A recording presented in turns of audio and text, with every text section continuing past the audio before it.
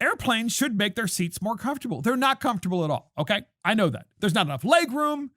It would be great to have more arm room. I get it, okay? But we're all in the same boat. And I've seen people who wouldn't fit in 2 seats in an airplane. They would need the whole row. Well, what they're saying, these individuals, is we have the right to sue now. And in addition to that, we have a law that's going to back us up to hold you liable because I'm fat. And it's your fault I'm fat. And that's the dumbest bill in America.